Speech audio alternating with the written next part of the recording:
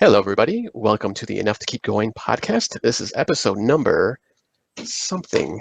I don't have the document up. I forgot what episode number this was. It's six. Six? Okay, good. Yeah. Baker's dozen. Yeah. Wait, All right. no.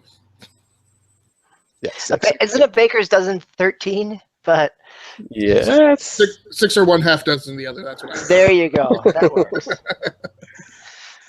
Anyway, I'm your host, Osiris Prime, and with me tonight we have a full complement, actually, a whole band of gamers, if you will. We have triumphant return of Mr. DBQ Hams. Welcome back. Thank you. Thanks. I'm glad to be back. Thanks for letting me come back one more time, or maybe one more time, and then one more time. Before the last. We have the new guy, Mr. Swissguard. Thanks for having me. And bringing up the rear, we have, watching our backs, Mr. Zeusadamus. He's Hey, I'm glad you switched that to watching our backs. I wasn't sure. I know. I had to change that up with it. I was like, oh, you know what? That didn't sound too good. So I am not sick, although the camera almost tipped over right before we went live. Let's hope that does not happen again. If you ask somebody before you're going to do something, what will happen if something goes wrong, and their response is, oh, you're screwed, you should perhaps reconsider the life choice that you're about to make. All right, then. So is there a story behind this, or is it's for later in the show? No, just something that occurred to me on the way down to get on the podcast. And this life lesson. Yeah, there you go. See? Go ahead. Life lessons brought to you by Enough to Keep Going. Come back again next time for your daily affirmation. All right. Well, this is a great start to this episode. Now, hey, and I found the draft for the episode here. So yeah, it is number 6. Anyways, so tonight talk about what we've been playing. I think DB has a question for me later on, maybe about a game that I played. But first, we're going to start with our discussion of the week, our topic of the week, and we're going to talk about HUDs today. HUD, HUDs, heads-up displays. Do we need them? Do we want them? Are they good? Are they bad? Or, we're gonna kind of go through a bunch of different questions here. This actually came from an article I saw. Actually, it was a blog post, and I can't remember the guy's name. I'm sorry. I saw it. It was like a link to a link to a link that I got it off of. But he was actually talking about the mini map, whether that's needed, and that might be part of the discussion here while we're talking. But I wanted to kind of open it up a little bit more, and just like the whole screen you see, your heads up, the HUD that you see when you're playing the game.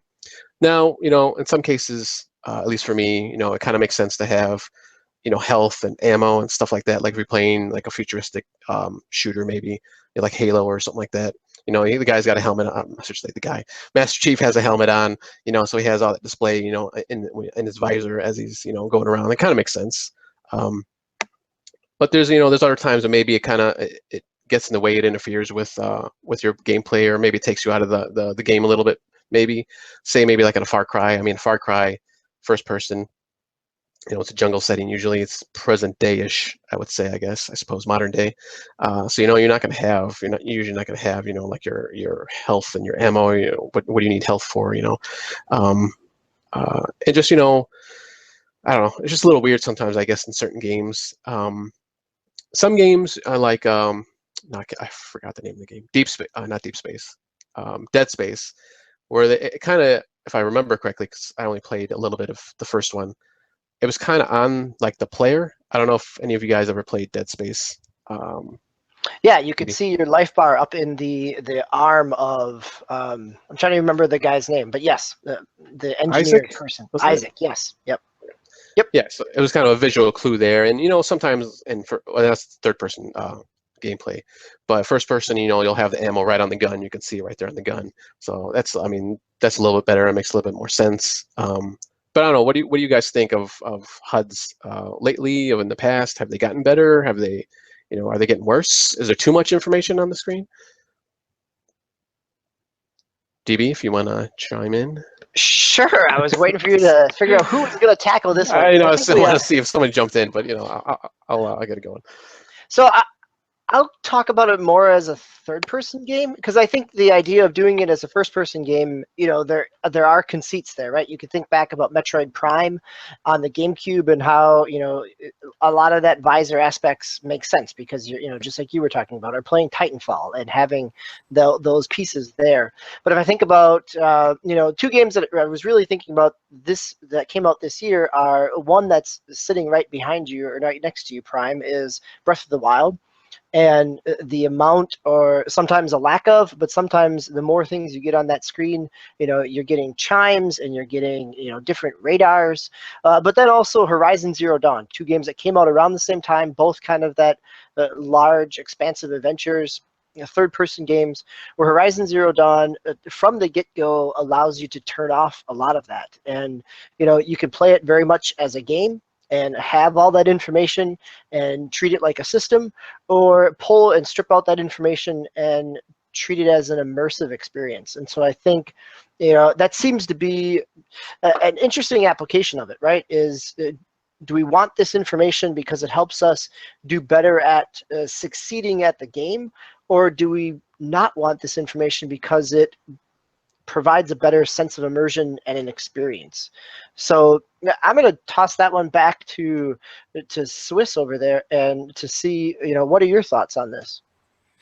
I think it really comes down to what the developer intends to create for the experience. So from game to game, some games, you know, are built to be competitive, and you're going to want that information on your screen. The game isn't about drawing you in and kind of taking you away. It's about winning and competing against other people. So you're going to want, you know, all the information at your disposal.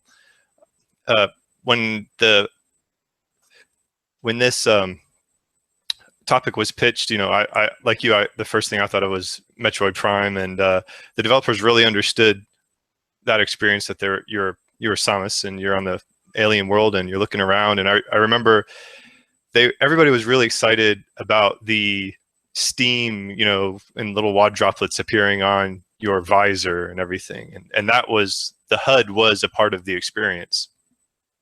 The other game I was thinking about with taking it away and having a more cinematic feel was, I'm playing right now Batman Arkham Asylum. And, you know, you got the over-the-shoulder camera view of Batman, and you'll have your targeting reticles and whatnot, but it kind of fades away if you're not using them, and you get that nice cinematic feel. You get all the dialogue, and it really draws you in like a comic book. So I think it's whether they're effective or not really comes down to the developers understanding what experience they want to provide the player. What do you think, Zeus?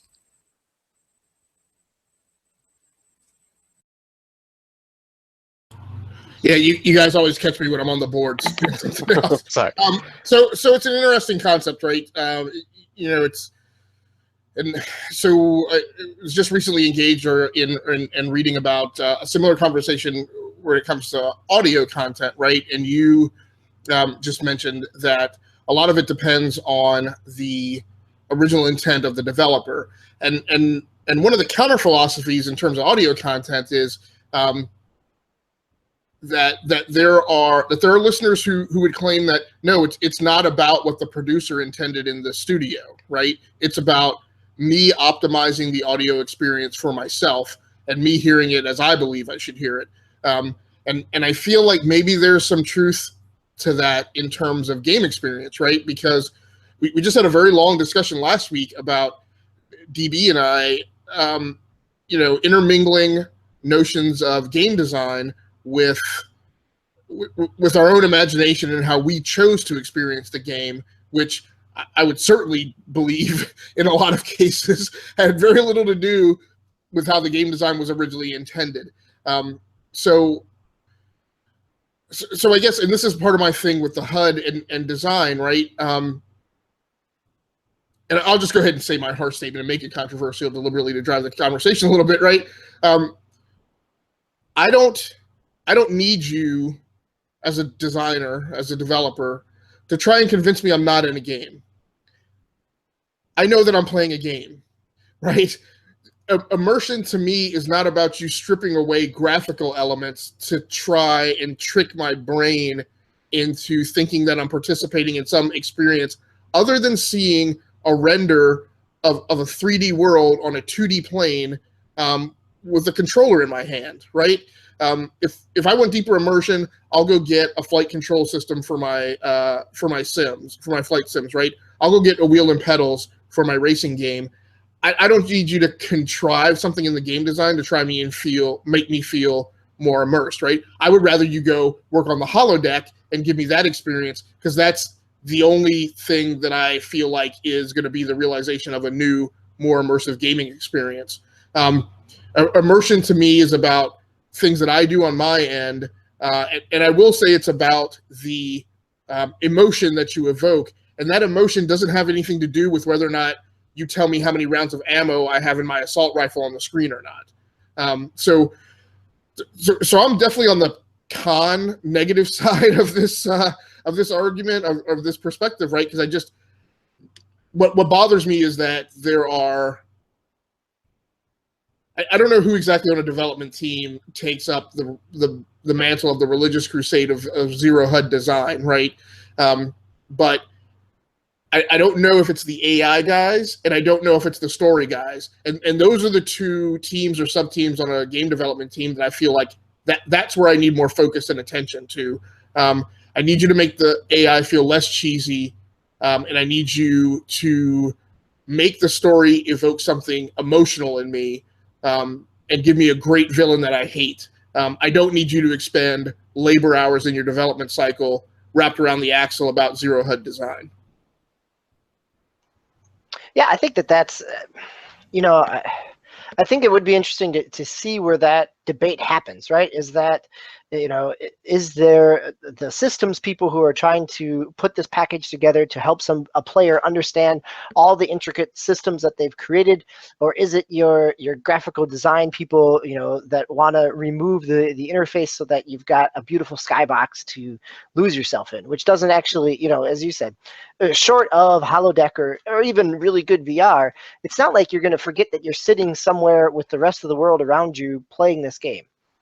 I think that's a key ingredient to think about. I like the fact that some games that are trying to evoke that emotion provide the player with that choice, right? Going back to what you said, Zeus, about letting the player choose what they want their experience to be, right? I think if there's a granular way to do that, and I think that a lot of times PC games have been leading that charge in terms of being able to play with that interface a little bit more.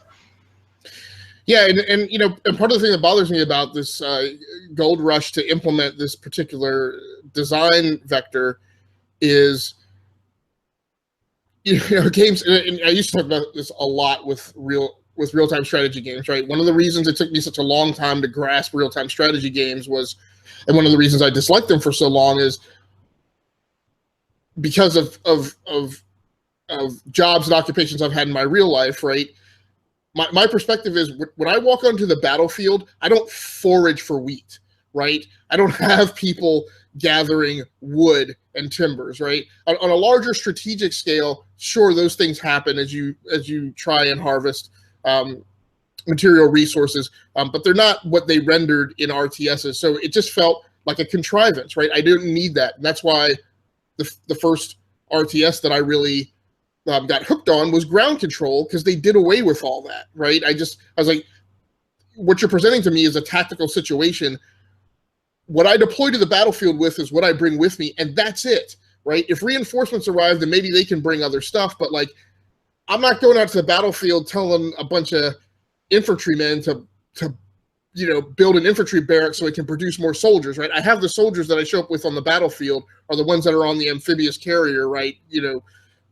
1,000 yards off the beach. So, my concern is that I feel like, so you have to put things in games. There are things in games that are for you to work around, right?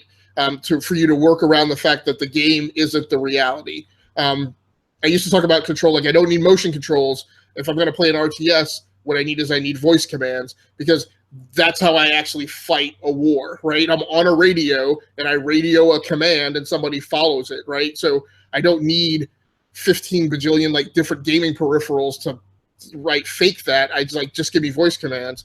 And so when you take away when you go to Zero HUD, my problem with that is there are certain things that I would have in that situation that would give me the situational awareness that I would need, right? There would be things that would allow me to tell how much ammo I have. Or maybe my reality is I would just pump off rounds, and the first time I hear the handgun click, right, I reload, right? Or I have a mechanism in my head that tells me, shoot 1, 2, 3, 4, 5, 6, 7, reload. But the game design in a first-person shooter, let's take for instance, is inherently wrapped around you firing more than 7 rounds, right? So you have to give the player something as I guess I'll say as a crutch, but as a surrogate for the fact that you've created in your design something that hyper amplifies what I would experience in real life to compensate. And so if you want to take away a HUD, fine, okay, but you can't put me in a scenario where I have to take out 30 enemies and I can only carry 2, I can only carry 2 guns with me at a time, and I can't pick weapons and ammo up off the ground, right? All those simulacrums have to compensate together appropriately to strike the right balance. And so the Zero HUD design, I think in a lot of ways is kind of like a MacGuffin, right? It's just a magical unicorn that somebody struck upon and is a great marketing term. But in terms of game design, I don't know that the math really works out that way. Yeah, I mean, I guess it's kind of tough. Kind of like Swiss said, though. I mean, I guess it kind of depends on the game. And for me, at least, I kind of like having all that information there, as long as it's not like too in your face. Like I don't know, like I was just looking at BioShock Infinite, and they have the ammo for whatever weapon you're using. They have a life bar, and then I don't know what I forgot what they're called, plasmoids or whatever the magics, whatever tech you use. It's in the corners, but it's like super small in the corners. I don't like when it's like super big and you can't see anything and it just gets in the way and it's just annoying and just obnoxious. But like you mentioned, PC, obviously you can play around with that a little bit more nowadays. But even the consoles now, they're starting to kind of learn from that and letting you either take it away altogether or maybe just like bits and parts here and there.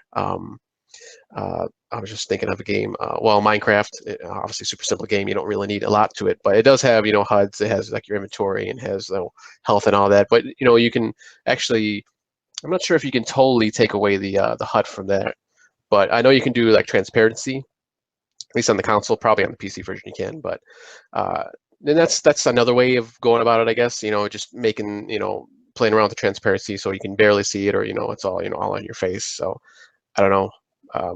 Swiss, how about you? I think I agree with Zeus from what he was saying. It kind of goes back to with the developer understanding. You guys are entirely right when you're saying, we understand we're playing a game, and this Zero HUD design and the immersion, it almost feels like the developers might be trying too hard to perfectly replicate an experience and not understanding that you can evoke emotions and experiences still within the construct of like a limited game world in a way. Jesse Shell is a developer. He has Shell Games, and I think he teaches at Carnegie Mellon University. But he has this really cool book called The Art of Game Design, and I haven't gotten that far into it yet, but one of the early stories, he was talking about Wii Sports and the developers on Wii Sports, and that hugely enraptured, casual players. And one of the popular games was Wii Baseball. And I didn't play it much, but I think basically all you did was swing the Wiimote and you hit the ball, right? There wasn't, you didn't steal bases. There wasn't much fielding going on. There wasn't any of that. Apparently early on in the design, they actually had a lot of those elements in the game, and it was completely bogging it down. And they kind of decided, hey, what are we trying to evoke here? We're trying to get you to feel like you're in the ball game, and they determined that the most basic element was swinging the bat. That was the bread and butter of the game. So they built the game around that. And it was very popular. And, you didn't have to have MLB The Show on the Wii for it to be successful. And so when I mentioned, the developers understanding the experience they want to evoke, you can have a great experience, as Zeus said, with your reticles on.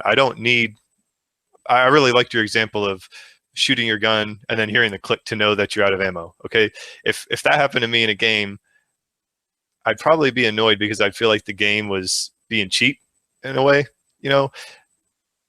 I know I'm not on the battlefield. I'm still playing a game. I need we need a game world, some game rules. Okay, you can't go off the deep end, I think, with trying to have a perfect facsimile of real life, because as you guys said, we're not on a holodeck. So can I ask, I'm thinking about this, and I think all of our opinions, we're in the same ballpark to continue the Wii Sport piece there. But as we look at kind of modern game design, do we feel like it's pushing in a direction that is detrimental to what we've just been talking about? Zeus, you're talking about people who are pushing into that zero, HUD. And does that become a marketing niche for people? Is there enough of that out there that we're going to see that as we head into the fall with big releases? The Star Wars Battlefront 2 that you can, get rid of your HUD and treat, you can be your own battle droid. I don't know, but I'm wondering, as an industry, do we see that they're kind of at a balance point? Thinking about BioShock, that's a 10-year-old game.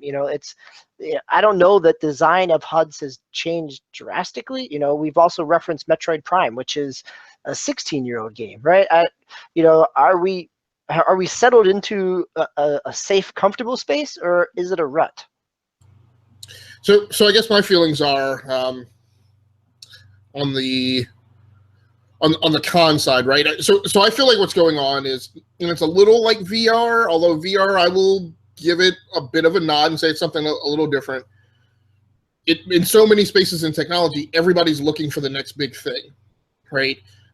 We have capped out, or we have expended a lot of ideas in certain directions. Let's look at the smartphone, right? All smartphones now are kind of rectangular slabs, and everybody's struggling to figure out, how do I make my smartphone differentiated, right? But the fact of the matter is and I'll go back to the Andy Rubin example, right? Because we brought this up a few episodes ago. A lot of the media are castigating Essential because they're just putting out a phone, and I'm like, I don't know that there's anything bad with putting out a really great smartphone that's a rectangular slab that has a ton of memory and great battery life and does everything well. And I feel like the same thing is true of the game industry. I love your example, Swiss, about Wii Baseball. This is the same experience, and I apologize, Prime and DB have heard this probably many times before. It was my same experience with Madden, right? I tried the motion controls. I thought they were going to be more immersive. The fact of the matter is I have 20 years of ingrained DNA that is familiar with the muscle memory of that control set, which is the same on every controller, on every console since the mid-90s. And maybe that's something you just don't mess with, right? Until you can really do a true immersive simulation of football, right? As long as you're presenting it to me on a 2D plane, I don't need you to mess with it that much, because with those Wii motion controls, if I put that Madden down for a week, I would come back and I wouldn't remember what the control scheme was, but I could pick up a controller on any given platform and immediately remember. So part of me is like, everybody's swinging kind of wildly for what is the next big thing. That's going on with VR to a certain extent. That's going on with the open world stuff, right? Where and it happened kind of with the modern warfare shooter, and it happened with the World War II shooter before that. And this is just being done in an area of design. On the pro side, I mean, I think they should be trying to advance the art in certain directions. I just don't know that. I guess my thing is we call it the HUD, and I feel like people fixate on that term being applied to games, and in truth, it's being applied as a metaphor, right? A true HUD, a true heads-up display, is something that is vehicular and presents situational awareness data on on a viewing plane that is synonymous with your vector of sight. So it's in aircraft. It's on certain shipboard systems. It's in tanks, things like that. It's not really a HUD, right? That term was adopted for video games. What it really is it's I don't know, it's something different. I'll call it a situational awareness aid, right? Or a situational awareness compensator. And what it is it's presenting of data visually on that 2D plane to assist you for all of the senses that you were not able to bring to bear in that 2D simulated world. So you don't have any sense of equilibrium or balance or gravity. You have no sense of weight. You have no sense of smell. Your sense of hearing on a spatial scale is highly limited. And so it's a visual aid that was designed to help you compensate for the things that you can't do, feel, see, and hear. When you take those away, maybe you're increasing the immersion, but inherently you have to acknowledge that part of what you're doing is you're removing that compensation, that compensation ballast. And if you don't do something to compensate for it, then at the end of the day, I feel like you're harming the gamer. So you mentioned VR. So will VR help that then? Because obviously it's more immersive. You got the display on.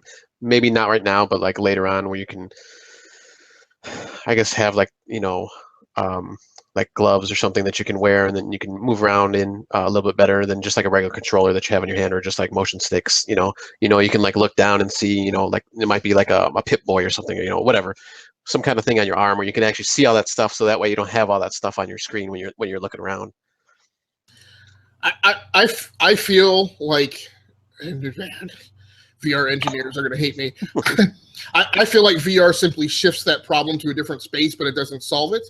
And I was really mentioning VR in terms of, I think VR is a thing that people are doing to try and advance the art, to differentiate and do something different. But I feel like they're doing it just because it's different, not because it's the right thing to do. In certain aspects, maybe it is, maybe it isn't. I don't really know that that's been shaken out. But in terms of the way you voiced it, yeah, I feel like it could help. I think maybe if VR were to become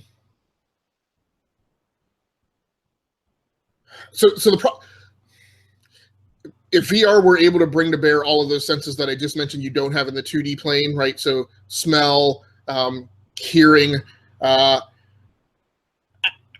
it's tough, right? I mean, part of what happens to you in real life is your sixth sense, right? A feeling of pressure or presence when somebody's like behind you and to your right that you can't see. That's almost subconscious because maybe you can smell them slightly, but it doesn't even register in your brain as a conscious smell. But VR would need to bring all that to bear, and the closer they get towards that end of the spectrum, I think it starts to solve that problem. But again, the shark jump at that point becomes then you're on the holodeck, right? So at the end of the day, I just feel like VR is a bridge to get us to the space we really want to be in. We're getting pretty deep in this episode. Talk about Sixth Sense and all kinds of stuff. So we can, maybe they'll have like an implant where they can they'll be able to put that into the game with us. But no, I can see where you're going with that. But in the same right, I guess maybe, or in the same vein. I don't even know how to try to explain this, but I guess is that something that we physically need? Because isn't that something in our brain? So even if we do have like a headset on, we can still kind of use that maybe. So I think you hit on the solution. I was starting to think about it as you were winding up to that. I think again it's a shark jump, right? So if you can't bring the holodeck to me, wait, no, that's not going the right way. Right? If you can't bring me to the holodeck, bring the holodeck to me, meaning, I wish Dave Pecci was on this episode because we could talk some dark matter stuff, right? But it's, the notion of of virtual reality as a direct mental stimuli input. In other words, I don't know how to describe it. Knocking me out and creating that virtual reality in my mind removes a lot of those restrictions and keeps you from having to figure out mechanical ways of simulating an all-factory input to me, right? Put me in some type of dream state and be able to machinate that, then again, that's a better solution to me, and it gets to right what you're saying, right? Which is those are things in my mind. Well, then put me in a space where I can bring all of those things to bear. Because that.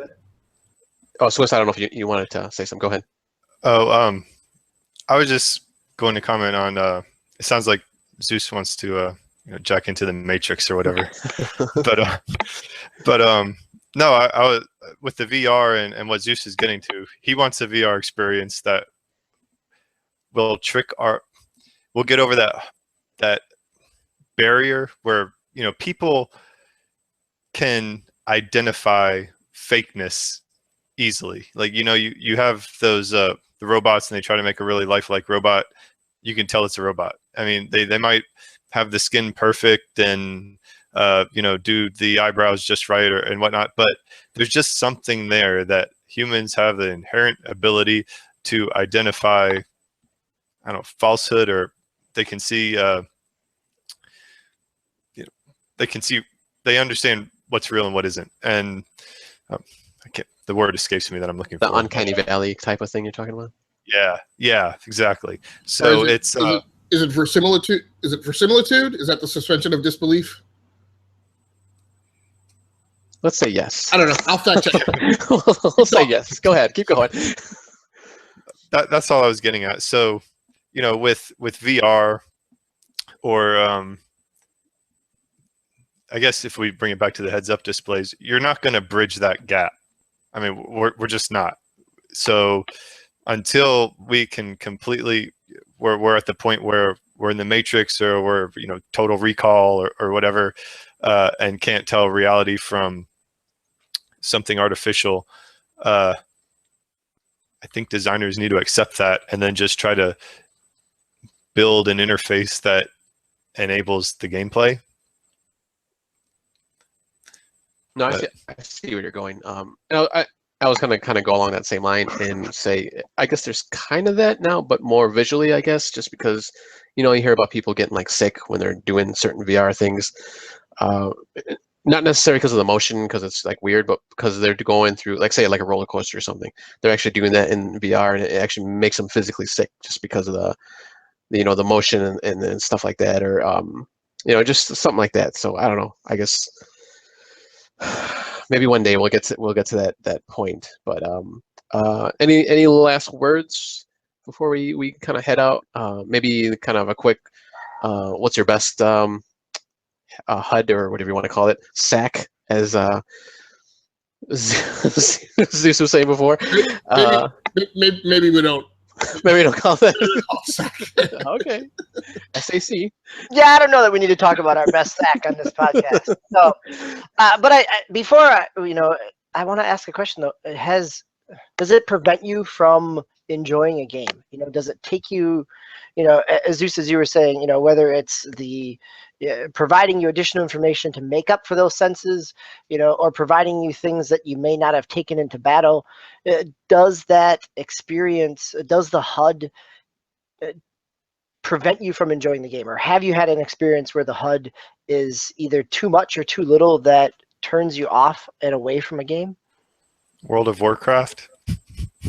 I mean, I feel like I'm on some sort of E-Trade, like super, it feels like work. I mean, you got stuff all over the bottom of the screen. You got chats going on in the left corner, and your health's up, and your allies are up in the right. It's like overload. And okay, I'm probably not. My brother-in-law loves that game, and he played it a lot, and he'd probably cringe at me saying this, but maybe I just wasn't very good. But I didn't like having the way I controlled it, all the icons on the bottom. To me, the interface was a barrier. And I would have thought with an MMORPG, the goal would have been to immerse me in, but maybe I just didn't get it. Maybe I was too focused on like the world aspect and not on the PvP aspects of the game. But Yeah, that's a really good point. I used to play Lord of the Rings online, and I got used to all of that information, right? I had 3 different layers of a toolbar, or at least 2, and I knew what hotkeys were for which ones, and I could keep track of the chat when I needed to. But I've set it down, and I've tried probably 2 or 3 times over the past couple of years to go back into it, and that HUD is just, it's so preventative because the learning curve to it is too much. I think that there are probably other tactical games that might take up that same overwhelmingness. Prime, Elite Dangerous, is the HUD there? I think about Elite is not EVE Online, right? EVE Online certainly has some HUD issues going on playing spreadsheets, but is Elite Dangerous? Does it do enough with the HUD to allow a new player to jump in without having to read the online guide first? No, yeah, it's pretty. There's a big learning curve in that game, and from a lot of standpoints, gameplay and stuff like that. But the HUD is unbelievable in that game, and it took me actually a long time to figure it out and figure out what all the little nuances of. And it was a good thing that I was playing with other people at the time, because there's no way I would have just gave up on that game probably within a few weeks, maybe a month. But I was able to ask questions with everybody else, and they had been playing it for a lot longer than I had. So, but no, yeah, that HUD is it's crazy. It's when you're looking at the view screen itself, like you can look outside in space and stuff, that's fine, that's clear. But then you have the dashboard, kind of like Zeus was saying, with all the information, and then you can like unstick your view and go to the side, go to the left, go to the right. There's more information. So yeah, there's a lot going on in the game. But I agree with what you guys are saying about the MMOs. There is a lot of information on there, and a lot of times if I do jump into anything like that, I'll like just click off stuff because there's just too much. Like chat, I don't really need chat if I'm like playing with somebody, so that's not needed. So I'll turn that off and just turn off like the menu bar at the bottom. So yeah, I mean, it can get a little crazy sometimes. Yeah, I guess my thing is I feel like I have been, for me at this point, it's less about having problems with games that are at Zero HUD, because I can't think of any off the top of my head that goes zero. I mean, I know, like you mentioned, like Horizon Zero Dawn gives you that option, and obviously I chose not to take that option. For me, it's a lot more of the of bad HUD design, but again, just I feel like it's developers dorking with the HUD, like what I want to say, norms, just for the sake of monkeying with them, right? Like one of my big things that I dislike these days is iconography, meaning like you give me a HUD, but you don't put labels on it. You just make everything icons. Well, if I only play that game every couple months, then I don't memorize what all those icons are. Like, just put labels on it, right? or make the icons more obvious, right? There's a lot of this effort of in a desire to make things artistically distinct. Like you look at an icon and you're like, I have absolutely no idea. It's just incredibly non-intuitive what that icon is for. So devs, just put labels on the blasted things, right? And then my other thing is HUDs where things are buried, or they're on like a secondary or tertiary screen. My thing is, number one, you ought to give me the ability to have, if you have a lot of stuff that you can get to, give me the ability to decide what's going to be up on my screen at any one point in time. But then my other thing is just some of the design decisions about, a part of the HUD or a information display that you can only bring up by like pressing 5 keys at one time or something ridiculous like that, are aggravating. There are things that are not persistent that should be. Like, do I really need to hit a button to see what my fuel level is? I can see what my fuel level is in my car without hitting a button. So why would you not like just leave that on the screen in a video game? So things like that. Yeah, I think that gets a little worse, like with consoles, because obviously you don't have as many buttons that you can click on and stuff like that. So they just kind of throw everything up there. But all right, so and here I thought this wasn't gonna fill a whole a whole segment here. Excuse me. But okay, any last words before we get going to our playlist here? Last words on the topic. Prime, yeah, last words on the topic. Last words. Okay, so let's go on to what we've been playing this past week. And you know what? Let's start with DB since he's been out this past week. I have Looks like nothing, according to the sheet. I know, right? No, I really should have updated it. So really, guys, this should not come as a surprise that I have spent the week playing Destiny 2. Playing both on PlayStation 4 and on Xbox One. Playing the beta. Yes, Prime? No, I said nice. Sorry. Oh, yes. Playing the beta, playing, at this point, I've played through with all 3 character classes. Played the story mission a couple different times, obviously, because of that. Played the strike on both consoles. It looks beautiful. I've played a little bit of the control, a little bit of PvP. Again, talk about a heads-up display, that there's a lot going on that heads-up display, and you're getting a better running total of the score up top than you were in the past. You're getting more information about when somebody's popping a super or using other different ammo. So you're getting a lot of that information going back to because it is a competitive mode. They're providing you that information. Yesterday, I even had some time at the farm during the 1 hour when they opened up the farm, or if you're like the one person who somehow was stuck there for 15 hours because they just kept it running and never went to orbit. Not that there was a whole lot to do besides play a little bit of goofy soccer and run on a grain mill waterfall wheel. Okay. So I'm going to say this as a huge Destiny 1 fan, that it's Destiny. The gunplay is great, but I walked away at multiple times each evening feeling very much like it evoked the way I felt after the Titanfall 2 beta, where things were slower, the speed wasn't quite as fast, the recharge rates were not as fast. Again, this is, anybody that's been interested in this, there's plenty of articles on any site to talk about this. The other piece of it, I feel like it's a combination of Titanfall 2 in terms of changes within the beta, and the scope feels like I'm getting a Dragon Age Origins versus Dragon Age Awakening, not Awakening, a Dragon Age 2 type of feel to it. Again, it's going to be better than Dragon Age 2 in terms of not a whole lot of reused assets again and again to go to the same cave.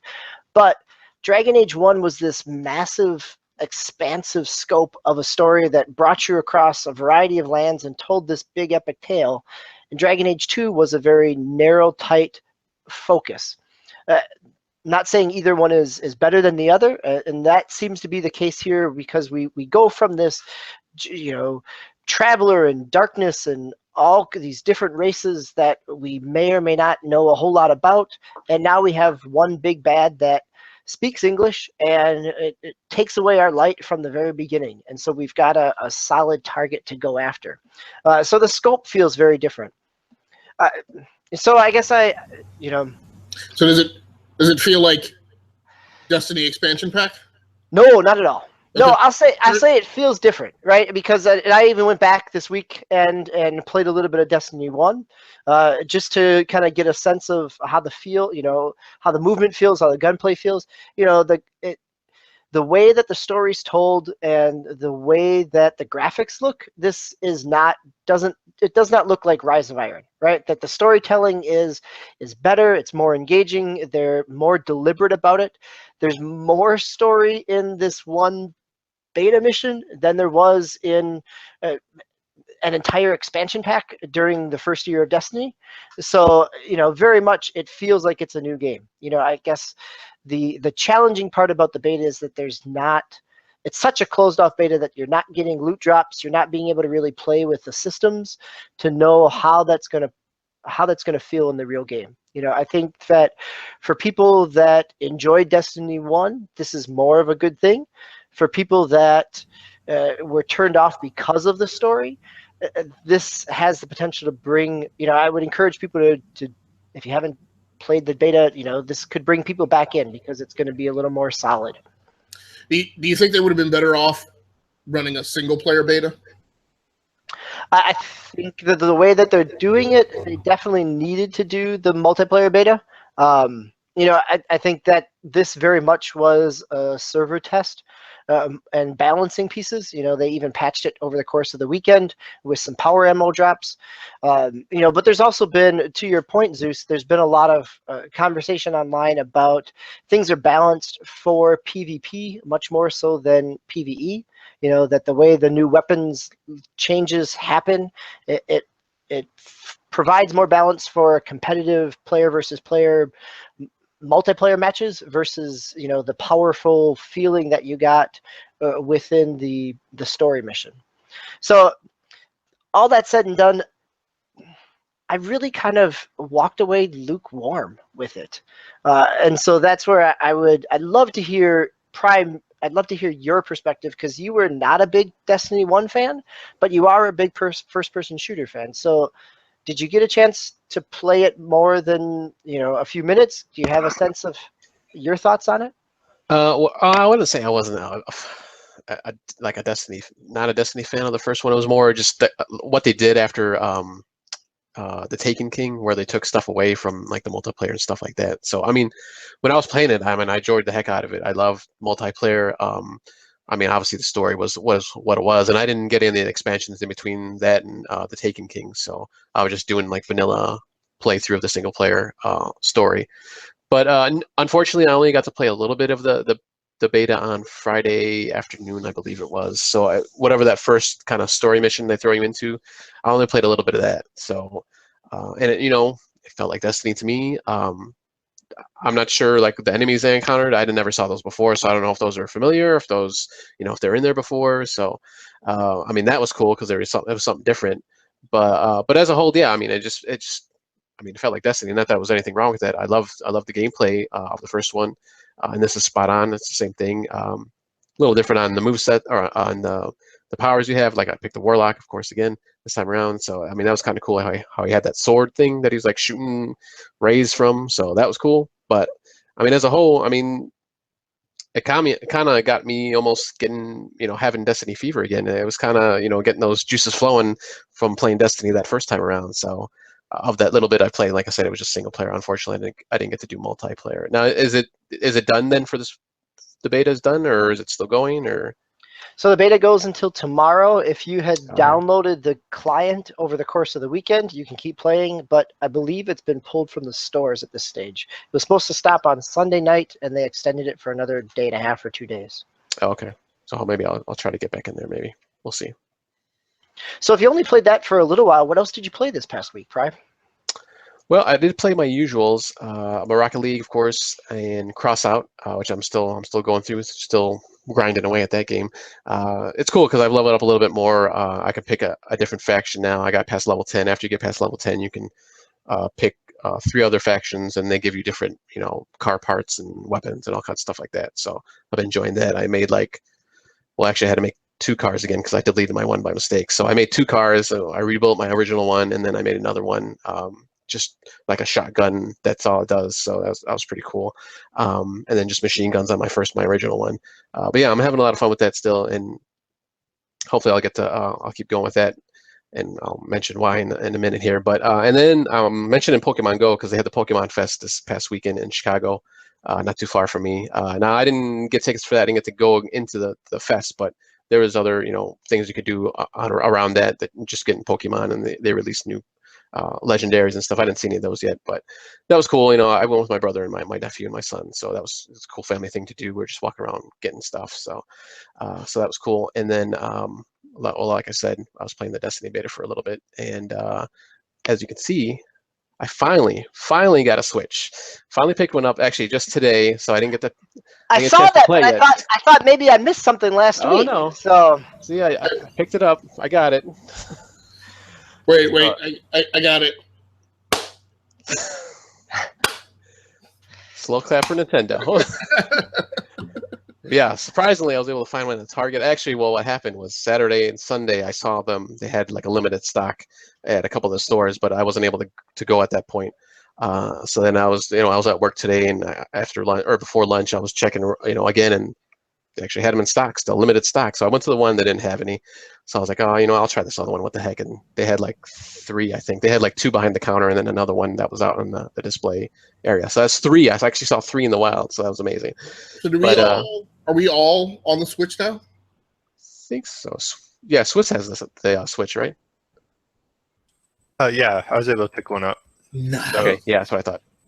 You're my good luck. You're my good luck charm, Swiss. Because as soon as you said that, then I found him. I think we're officially the first gaming podcast on the internet that has all cast members on the Nintendo Switch. Nice, yes. So I haven't set it up yet, unfortunately. And actually, these are still wrapped. And I picked up Splatoon 2 also, so that was good. I didn't play the first one other than like some demos in the stores every once in a while. But I like what I played, so I want to check it out. And I can play with my son with that since it's not super violent, so he's still pretty young. So that'll be a fun game to play with him. Yeah, that's pretty much it. I'm excited to get this podcast done so I can go set that up and hopefully play for a little bit if there's not like a 30 meg download, or 30 gig, I should say. Well, the E2KG network can definitely never say that you've never made a sacrifice for the network. That's right. All right, guys, that's it for I think you're a better man than I am, because I don't know that I would have been on the show if I had a Switch sitting in the box. Yeah, well, I had to wait anyway. So, but yeah, that's all I played. How about Swiss? How about you? It looks like you've been playing some Nintendo-centric games a little bit. Yeah, I've been trying to go through my backlog. I have a lot of newer stuff that I've wanted to get to, including Breath of the Wild, but I'm too OCD to. When I get into Breath of the Wild, I want to get into Breath of the Wild, and I am setting myself up to where I'm kind of clearing out some of the things I've been meaning to play and had already started, and I'm going to deep dive into that soon. But until then, I've been playing Fire Emblem Awakening. It's kind of my portable thing right now, and going into the immersion factor discussion that you guys were having last week. One way this game's kind of immersed me is it's very much gets you to care about the relationships between your characters.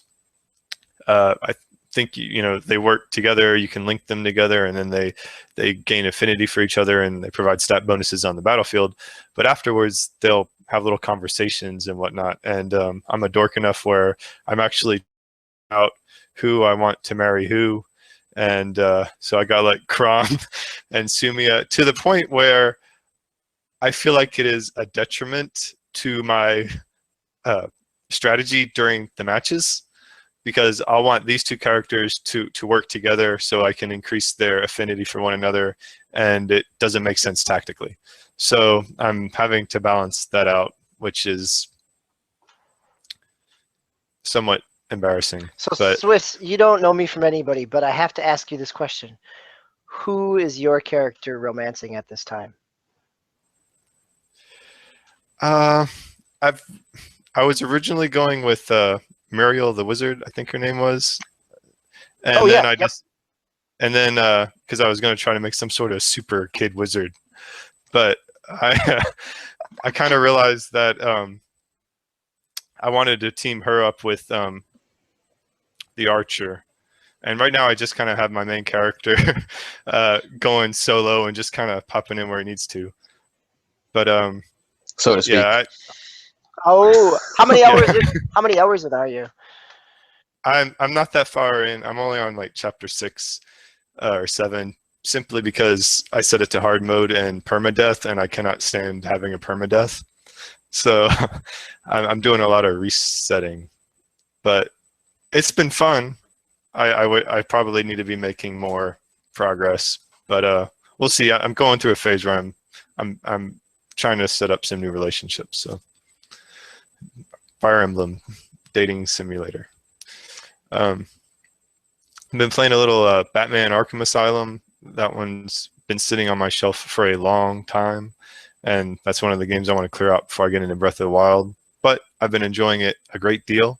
I like it a lot, and it was funny that we're talking Rocksteady a few episodes back, but I've found it to be great. My older kids really like watching me play it too. It's kind of a cinematic experience for them.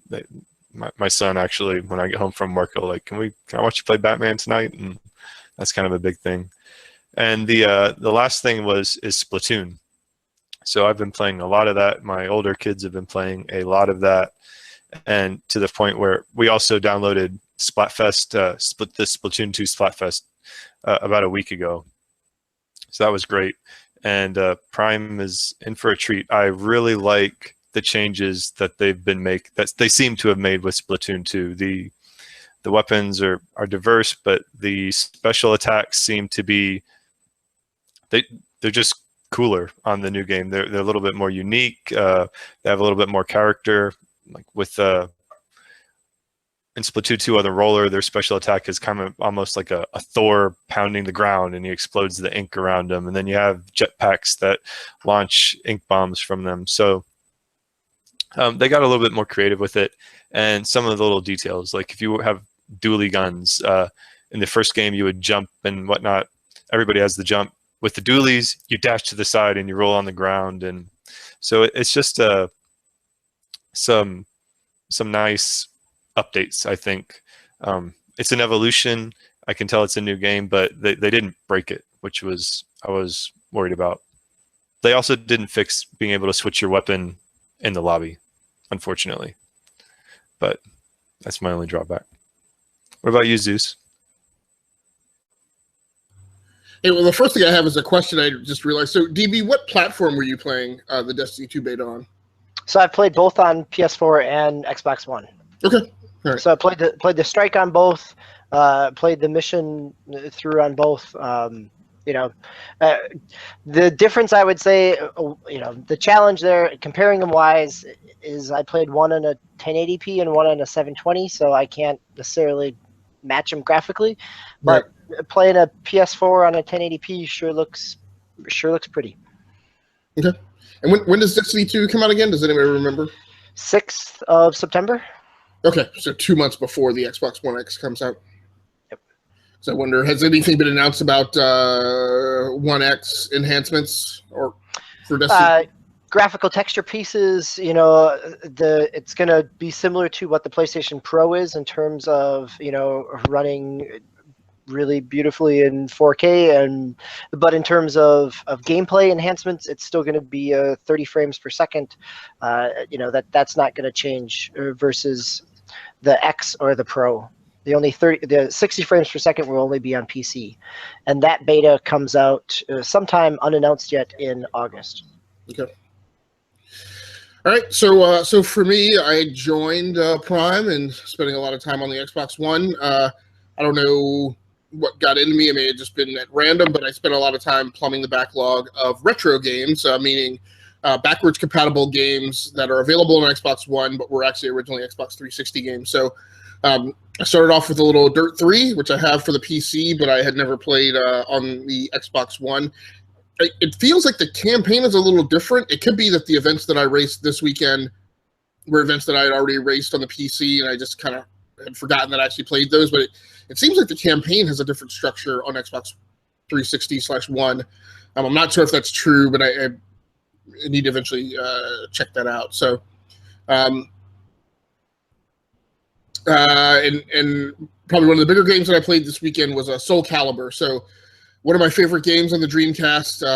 I spent countless hours, me and my neighbor, playing the game. We used to play Team Battle, where I think you picked anywhere from 5 or 6 or more characters and put them on your team.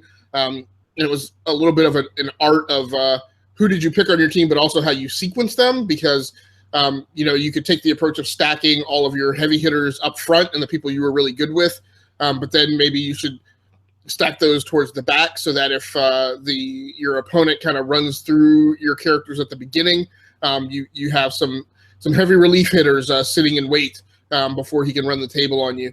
But man, I just like lots of Friday nights, me after school, or I'd get out of class and I'd be sitting at home, like literally waiting for his car to pull up from work so he and I could get together and play Soul Calibur. So I played that this weekend, live streamed a chunk of it. completed a couple of the character arcs or whatever to get through the end boss Inferno. Did you have a favorite character? Yes. So the story goes, I would argue the best fighter in the game is this character called Killick. No. No. I got So my perspective is he's an awesome character to play. He is an infuriating character to fight against because with his staff he can literally like reach across like half of any arena. So when you're fighting him, he definitely feels a little cheesy. He can juggle. I mean, people who are really good can start a combo juggle on you, and you'll just never come down before you're taken out. But my neighbor was pretty good with Killick. So one of the things I did to counter that was I got really good with Mitsurugi. And that was kind of a little bit of shock and awe for him because Mitsurugi in particular has this one attack where he somersaults forward or tumbles forward and then comes up and does a low strike into your abdomen with his katana, which has really good reach, ducks under any attacks that you're trying to shoot high or mid-level. So it was pretty awesome. I thought that was a Tekken guy, right? He was in Tekken, wasn't he? I don't think Yoshimitsu was from Tekken. Oh, Yoshimitsu, okay. Yeah, and yes, good call. Both of those games developed by the same by Namco Bandai. I think two different development teams. Originally came out on Namco's System 12, which was their arcade board that they had when that thing rolled out. But yeah, that was always fun, was seeing those little crossovers between Tekken and Soul Calibur. And then the last thing, so we can go ahead and get out of here, is then I wound up my kind of retro weekend with Forza Horizon. I'm talking the OG Forza Horizon. So the original game, not 2 or 3. I also have 2 or 3. Interestingly, I never played 1 before because I just highly doubted the concept of an open world racing game. But I did grab it when it came out for 360 backwards compatibility and games for gold. And it's pretty interesting. I still like 2 setting the most, the European courses. I probably like 1 second best, around the mountains and rivers and lakes of Colorado. 3, I definitely like it from a graphical perspective and a presentation perspective, but I'm just not super crazy about all of the cross-country races and the environment of racing through the outback. So, whatever 4 is, I hope my preference would be that it be something closest to 2 set in Europe. But if they don't go that way, something in the U.S. would be my second choice rather than the outback of Australia. And I live stream that as well. So all those videos are up on my YouTube channel, Rounding Off Infinity. And yeah, that's it. Do we need to talk about anything other than the giveaway before we get out of here? Nope, I think that's it. You can go ahead and take us out. Yeah, so I can't, let's see. While you're looking for that, Maxie was my guy of choice, by the way. He was the guy with the nunchucks. Yeah, he was one of my favorites as well. So I dorked this up last time because I was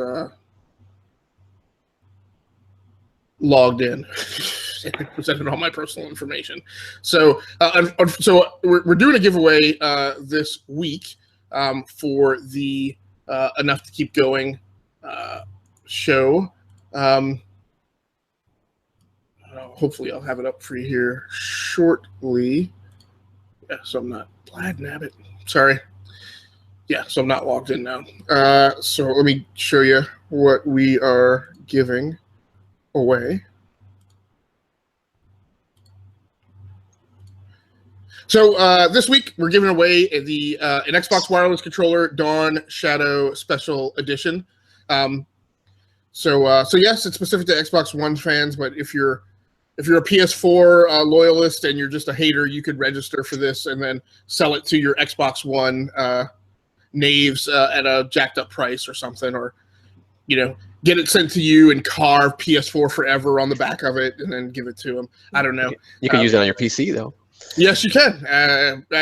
Yes, provided that you have Bluetooth. So this controller, I guess it was done out of the design lab, but it's It's one of their special edition controllers that's done with their own personal design. So when the giveaway goes live, you'll see how it's titled. It's basically to kind of give all of you, any loyal viewers out there who are Xbox One gamers, a jumpstart and a primer for the holiday release season, which will be starting in earnest next month. So this will be a neat little new add-on to kind of get you pumped up for the games of the fall. So once that is live, the deal should be this. You will... I'm sorry, I just lost my mouse somewhere. So theoretically, if say you see this on Twitter or Facebook, you'll come here, you'll view the video. You will hopefully either see packed onto the end of it in the credits, I guess, the link to go take a poll, to participate in a poll, or I might just put the link in the YouTube video. We'll see. You know, we want to get something out of this too, so we would kind of like you to watch at least part of the show.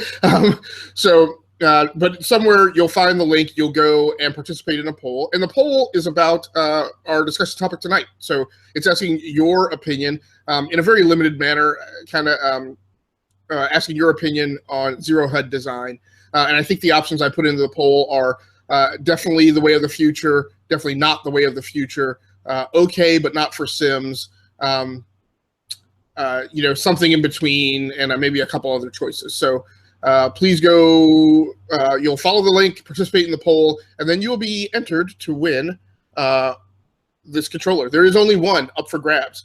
But I will say I ran a giveaway over on Rounding Off Infinity, and only 2 people participated in the sweepstakes. So their chances of winning were 1 in 2, or 50%, which was pretty good. So do your best to make it more difficult for somebody to win this Xbox One controller. But like I said, come back and yeah, come back and find the link to the poll, go participate in the poll, and you'll be entered to win this controller. And we can win that, right? No. So, as is the case with most companies, E2KG staff members, if you want to say in air quotes, employees, are not allowed to enter to win. So, it's worth a shot. Yeah, but yeah, and then stay tuned to this show and other shows on the channel, because we're going to try to keep doing these giveaways. We won't be giving away like an Xbox One S or anything, unless, you know, Microsoft wants to sponsor our podcast and give us an Xbox One S to give away. That would certainly be cool, or a Switch, you know. But there'll definitely be some things of value and some things that you know, lots of gamers should be interested in. So that's all I have, Prime. Take us out. All right, everybody. Thanks for watching. Like he mentioned, please jump on our network. We got Dark Hypothesis, and we have the E2KG and 30 on Thursdays that we do, our new show. Subscribe to those. Watch them. Enjoy them. Like them. Share them. Do all those things. And for SwissGuard, DBQ Hams, and Zeus Adamus, thanks for watching, and we will see you next time.